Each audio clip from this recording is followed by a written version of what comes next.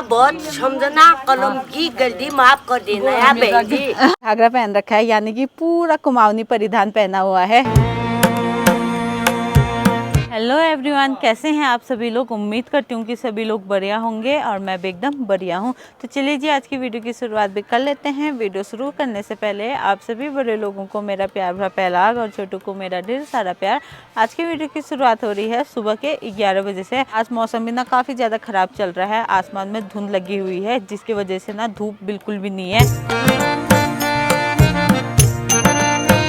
So guys, अब मैं भी ना दिन का लंच बना लेती हूँ और पापा और देवरानी जी तो खाएंगे आज पड़ोस में, क्योंकि पड़ोस में है जनेऊ संस्कार। तो आज ना गृह जाप है और कल होगा जनेऊ। तो देवरानी जी वहाँ पर गए हैं सुआल पथाई वगैरह करने के लिए और घर पे ना मैं हूँ। आज के लंच में मैं करी चावल बना रही हूँ, जिसे पहाड़ी में झोली कहा जाता है। तो आज ना झोली भात बनने वाला है। और मम्मी भी बोल रहे काफी दिनों से ना रोज दाल खा खा के ना गंदा सा हो रहा है, टेस्ट ही नहीं आ रहा है। तो आज ना झोली बना बोल रहे, क्योंकि मट्ठा भी है। तो मैं फटाफट से ना झोली भात बना लेती हूँ। आज मैं आटे की बनाने वाली हूँ और आटा मैंने निकाल लिया है और अब इसी में ना मसाले मिला लूंगी। आटे के साथ मैंने सारे मसाले भी इसमें डाल लिए हैं और अब इसमें ना मैं मट्ठा मिलाऊंगी। बाकी नमक ना जब मैं पकाऊंगी उसी टाइम ना पकते टाइम डालूंगी।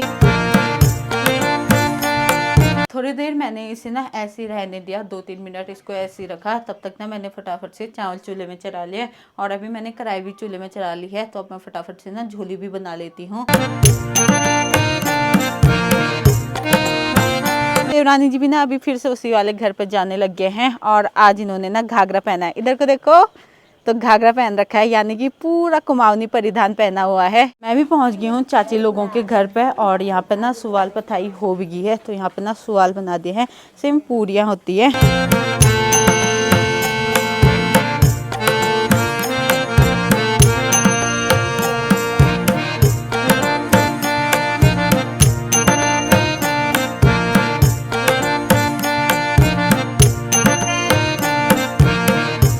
यहाँ पे सुवाल भी बन गए हैं और अभी ना लार बनने के लिए आटा गूंदा जा रहा है। और ये आटा गूंदा जाता है, किस किस चीज का आटा गूंदते हैं चाची। वो आटा हो गया, आटे में दूध डालते हैं, घी डालते हैं। आटा किसका होता है, चूहा और चू और गेहूं को भून के एक चक्की में पीस के फिर उसके लाड़ बनते हैं, आटा बनते हैं। तब अब लड्डू बनाएंगे। हाँ, लड्डू बनाएंगे, फिर कल बतपन होके फिर सबको खिलाएंगे। अच्छा, प्रसादी। लारा भी बनाना है, लारा भी बनाना है। भूख से भी मर गया हूँ। मर गया। अंदर बाहर कर रही है ये। अच्छा, सब काम मुझे करना पड़ रहा है। थोड़ा कहा बहुत समझना, कलम की गलती माफ कर देना है बहन जी। और आज तो अम्मा यहाँ पे ब्योली बनी है, पिछौरा डाल के नथ मांग टिका है। सब कुछ है मेरे पास, दांत नहीं है, बाल फूल गया हूँ। बाल है सब कुछ है, नहीं तो बाल तो फूल गया है, दांत भी नहीं है। मन तो बहुत करती है मेरा समाचार मैं बात करने के लिए पर ना लार भी बनने लगे हैं और लार ना इनको कहते हैं, छोटे छोटे आटे के गोले बना रखे हैं और यही लड्डू होते हैं। और कल जनेऊ संस्कार होने के बाद ना ये जो लड्डू है लार, वो सभी लोगों में बांटे जाते हैं। तो अभी यहाँ पे ना चाची ने तिल गुड़ भी बांट दिया है, जो कि शुभ कार्य करने के बाद ना सभी लोगों में बांटा जाता है। इसे ना सगुन माना जाता है। जिनके बेटे का कल जनेऊ संस्कार है वो रहे ये अंकल जी। लोगों ने अक्सर मेरे वीडियो में अंकल जी को देखा ही होगा। इनका पोलिया हाउस भी है, आप लोगों के बहुत सारे कमेंट आते हैं। तो इन्हीं के बेटे का जनेऊ संस्कार है। तो आप लोगों को हमारे YouTube फैमिली की ओर से जनेऊ संस्कार की ढेर सारी बधाइयाँ, धन्यवाद। और यहाँ पर ना अभी अंकल जी को लेट भी हो रहा है, क्योंकि ना नीचे हवन वगैरह बहुत सारा काम है। तो अंकल जी ना वहीं पर चल रहे हैं और अब मैं भी ना अंकल जी के साथ नीचे को चलती हूँ और एक झलक ना आप लोगों को वहाँ की भी दिखाती हूँ। यहाँ पर हमारे गाँव के सयाने लोग ना मंदिर के लिए पूरियाँ बना रहे हैं, रोड भोग जिसे हमारे पहाड़ी लैंग्वेज में कहा जाता है। अभी मैं नीचे आ गई हूँ जहाँ पे ना जनेऊ कार्यक्रम होंगे और जिनका जनेऊ है वो रहे ये। तो करण का ना जनेऊ होने वाला है। बाकी यहाँ पे ना हमारे पंडित जी भी आए हुए हैं, जो कि इनके पंडित जी भी है। जनेऊ संस्कार के बारे में मुझे ज्यादा कुछ पता है नहीं, तो मैं ना अपने पंडित जी से पूछूंगी और वो ना आप लोगों को बताएंगे कि जनेऊ संस्कार क्यों किया जाता है। आज जैसे प्रथम दिवस में गृह जाग होता है ना, गृह जाग की ये बेदी बनी हुई है। इसमें सारे जो 9 ग्रह होंगे हमारे, उन ग्रहों की स्थापना होती है, उसकी पूजा की जाती है। क्योंकि बच्चे के जो दुष्ट ग्रह होते हैं निवारने के लिए तब ये ग्रह निवारण के लिए ग्रह वेदी में वो होता है। उसके बाद तब ग्रह वेदी का तब दशांश उसका फिर हवन होगा, हवन आहुति दी जाती है। उसके लिए हम फिर यज्ञ करवाते हैं यहाँ पर। अभी हमारा जगह के अभाव में यज्ञ वेदी नहीं बन पाई है। अभी जब हम इस कार्य को पूरा कर लेंगे, अभी हमारा कार्यक्रम होगा, इसमें स्वस्ति वाचन होगा, गणेश पूजा होगी, मातृ पूजन होगा, पुण्या वाचन होगा, फिर कलश स्थापन होगा, रक्षा विधान होगा। तब उसके बाद ग्रह के ऊपर वेदियों का नवग्रहों की स्थापना होगी। और उसमें नवग्रह के साथ साथ आदित्य नवग्रह भी होते हैं और प्रतिदेवता भी आएंगे और विनायक पंचपाल लोक देवताओं सारे ग्रहों जो होते हैं हमारे, उस बच्चे के दुष्ट ग्रहों के निवारण हेतु इसमें ग्रहों की स्थापना की जाएगी। तब उसके बाद ग्रह में फिर उनके द्वारा फिर आहुति भी होती है। उसके बाद उसको कहते हैं गृहजाग यज्ञ कहते हैं। ये हाँ, जनेऊ संस्कार क्यों किया जाता है? जनेऊ संस्कार बच्चे के संस्कार को सुधारने के लिए। हमारे हिंदू धर्म में हिंदू रीति रिवाज के अनुसार है, बच्चे के 16 संस्कार होते हैं। बच्चा जब जन्म लेता है ना, तब से उसके गर्भाधान होता है, अभी षष्ठी महोत्सव होता है। और फिर उसके बाद आप यहाँ वर्षगांठ कहते हैं, उसको हम लोग कहते हैं जन्मोत्सव, जिसको आप कहते हैं कि उसका आज जन्म बार है। उसका भी जन्मोत्सव जब मनाते हैं उसको वर्षगांठ के रूप में कहते हैं। उसमें मार्कंडेय भगवान मार्कंडेय जी की पूजा होती है। आजकल तो हमारे वहाँ हिंदू यहाँ क्या हो गया कि केक काटने से ही कह देते हैं कि बच्चे का क्या है वर्षगांठ हो गया, लेकिन उसमें मार्कंडेय ऋषि की वह की जाती है, पूजा की जाती है। उसकी पूजा के अनुसार विधान यह है कि जितने साल का बच्चा होता है उतने दिए जलाए जाते हैं। वो दिए जला करके उसके बाद क्योंकि आपकी भी अगर अपने आप बालिका का भी करेंगे तो तब बता रहा, जैसे 1 साल का है बच्चा तो 1 दिया जलेगा, उसी में पूजा होती है। और फिर 2 साल का अगर 2 साल, 3 साल से करके मार्कंडेय जो पूरा पूजा करते हैं लोग, 10-11 साल तक करते रहते हैं इसको, लगभग 11 साल तक उसका कार्यक्रम चलते रहना चाहिए। जिनके बालिका भी है, बालिका भी करते हैं ऐसा, क्योंकि वही कहा है कृष्ण भगवान ने युधिष्ठिर से कहा है, षष्ठी महोत्सव होता है ना, जिसको हमारे घर की भाषा में कहते हैं छठी ना। तो उसमें कहा पुत्र जन्मनी कन्याया क्यम उत्सव वीर्य दे। भगवान कहते हैं कि हमारे धर्म में यही कमी है, कहते हैं कि उसी गर्भ से पुत्र जन्म लेता है और उसी गर्भ से कन्या जन्म लेती है।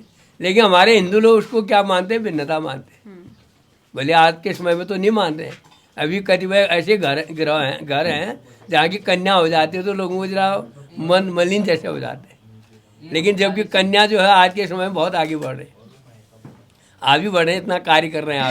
आप भी तो किसी कन्या होंगे ना, कहने का मतलब ये है। तो ऐसे जब बच्चों के संस्कार होते हैं तो फिर जन्मोत्सव होता है। उसके बाद उसके 3रे महीने में उसका कर्णवेद होता है, 3रे वर्ष में।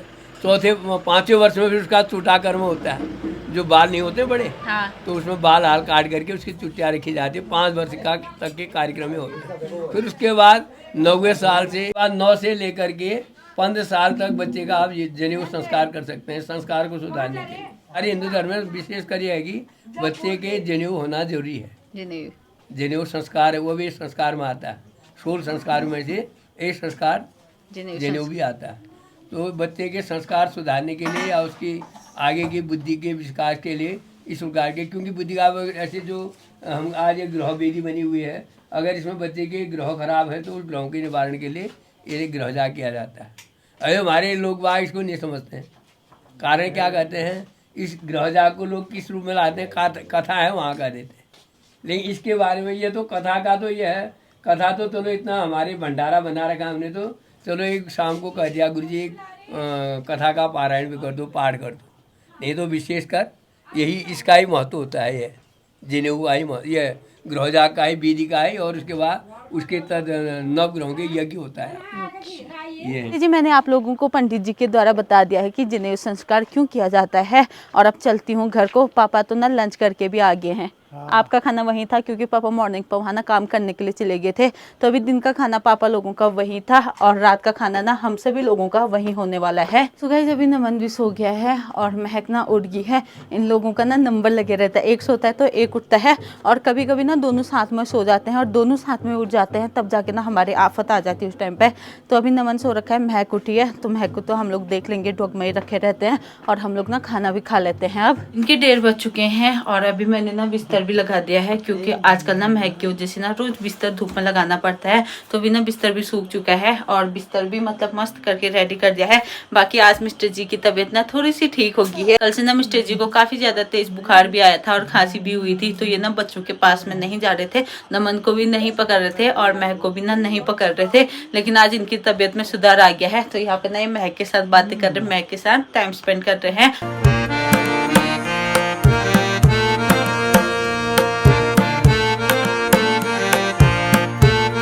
शाम भी हो गई है और गांव में से धूप भी चली गई है। थोड़ी देर मैंने भी रेस्ट किया और अभी ना महक भी सोई हुई है, तो महक को ना सोने देते हैं और मैं लग जाती हूँ अपने घर के कामों में। तो स्टार्टिंग करते हैं शाम की चाय से। तो देवरानी जी लोग भी घर पर आ गए हैं और साथ में ना नमन भी उठ गया है। कितनी पूरियां बनाई? बहुत। रात को खाना पहचान के देना आपने कौन सी बनाई है करके, ठीक है ना भैया? मैंने पकाए। आपने पकाए? छाट के देना है। फिर आज तो देवर जी ने पूरियां बनाई है। कितना काम के पापा को छोड़ के आया बगैर। फिर जो अच्छा नमू ने कहा क्या मम्मा छोई छोई क्या आपकी तरह आज उनका काम है सिर्फ खाना चखना।